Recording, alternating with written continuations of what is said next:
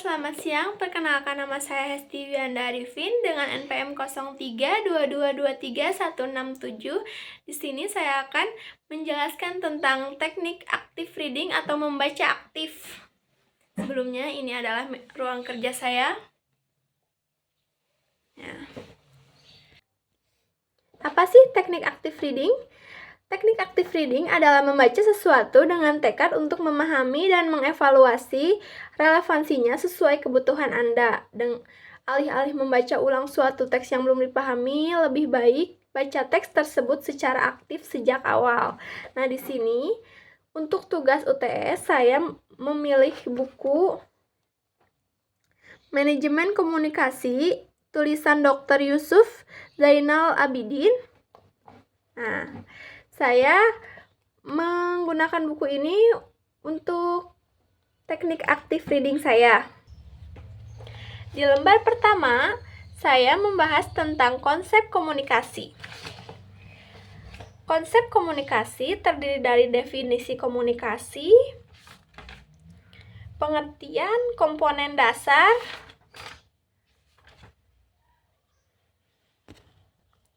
dan prinsip. Dari lembar pertama, saya memilih outline. Konsep komunikasi itu terdiri dari komunis dan komuniker. Apa sih komunis dan komuniker? Komuniker adalah bermusyawarah, sedangkan komunis adalah bersifat umum dan terbuka. Ini seperti ini. Kesimpulan yang bisa saya dapat dari lembar pertama adalah komunikasi adalah suatu upaya untuk membentuk perhubungan. Di lembar kedua masih membahas tentang definisi komunikasi. Saya memilih outline untuk yang disorot adalah communication. Jadi communication ada proses penciptaan dan menyandingkan pesan.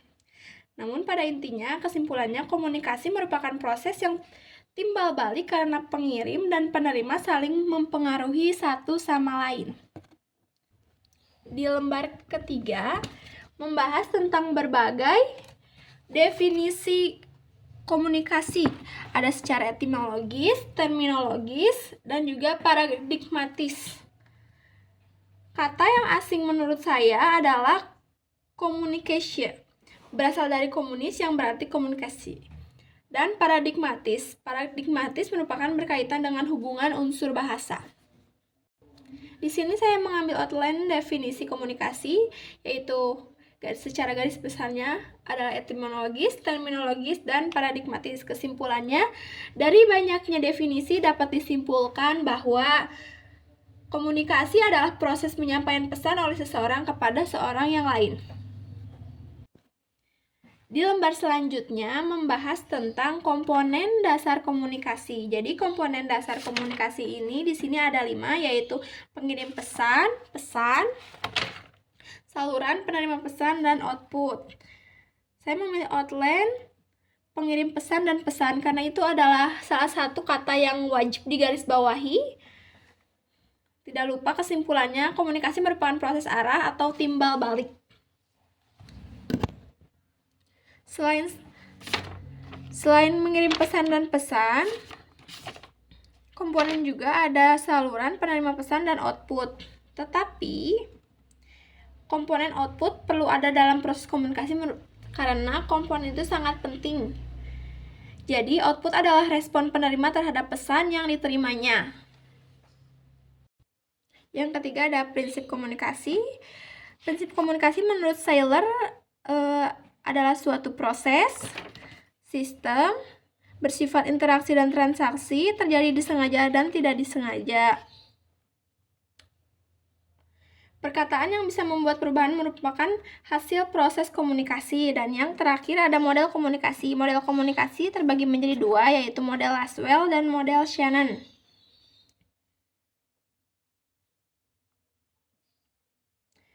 Model Laswell adalah model komunikasi satu arah, sedangkan Shannon adalah model komunikasi linier, namun komunikasi Shannon menggambarkan proses komunikasi secara lebih efektif. Berbagai macam sumber rincian dari model CNN. Yang pertama ada sumber informasi, transmitter, penyediaan pesan, penerima, dan encoding, dan terakhir ada tujuan. Di sini yang saya garis bawahi adalah transmitter. Transmitter adalah orang yang menggunakan mesin untuk mengubah pesan jadi bentuk sinyal atau data biner. Outline-nya saya memilih model komunikasi yang perlu disorot adalah Lasswell dan Shannon. Lalu kita akan membahas tentang min map-nya. Saya akan tunjukkan. Ini dia min map yang saya buat. Jadi communication itu terbagi dari beberapa hal seperti yang saya sudah rincikan tadi. Ada definisi, prinsip, model, ruang lingkup, dan komponen. Definisi terdiri dari tadi etimologis, terminologis, dan paradigmatis. Etimologis terdiri dari communication dan communicate, sedangkan terminologis terdiri dari communication atau komunikasi manusia, dan juga social communication atau komunikasi sosial. Definisi paradigmatis terdiri dari lisan, tatap muka, dan media. Sedangkan komponen komunikasi terdiri dari pengirim pesan, saluran, penerima pesan, dan output. Yang ketiga ada prinsip tadi ada proses dan sistem. Komunikasi model tadi ada Lasswell dan Shannon. Shannon terdiri dari source, information, transmitter, encoding, decoding, dan destination. Dan yang terakhir ada ruang lingkup. Ruang lingkup terdiri dari bidang, sifat, dan tatanan. Nah, sekarang saya akan menjelaskan hasil esensi membaca aktifnya. Esensi kesimpulan, komunikasi adalah proses penyampaian pesan oleh seseorang kepada orang lain untuk memberitahu atau mengubah sikap, pendapat, atau perilaku, baik langsung secara lisan maupun media. Mengirim dan menerima pesan merupakan komponen dasar dari komunikasi. Komunikasi mempunyai prinsip sebagai suatu proses, sistem bersifat interaksi, dan transaksi atau komunikasi dapat terjadi disengaja maupun tidak disengaja. Komunikasi mempunyai dua model, yaitu model Lasswell, satu arah, dan Shannon, komunikasi linier. Dan memiliki komponen yang lebih dari rinci seperti source, transmitter, encoding, decoding, dan destination atau tujuan. Setelah membaca aktif buku ini, saya mendapatkan beberapa manfaat. Pertama, setelah membaca tuntas buku ini, saya dapat memahami lebih dalam tentang arah prodi yang saya ambil, yaitu manajemen komunikasi. Karena buku ini tentang manajemen komunikasi, membahas tentang manajemen komunikasi. Yang kedua, bertambahnya wawasan pengetahuan tentang ilmu komunikasi yang saya dapat.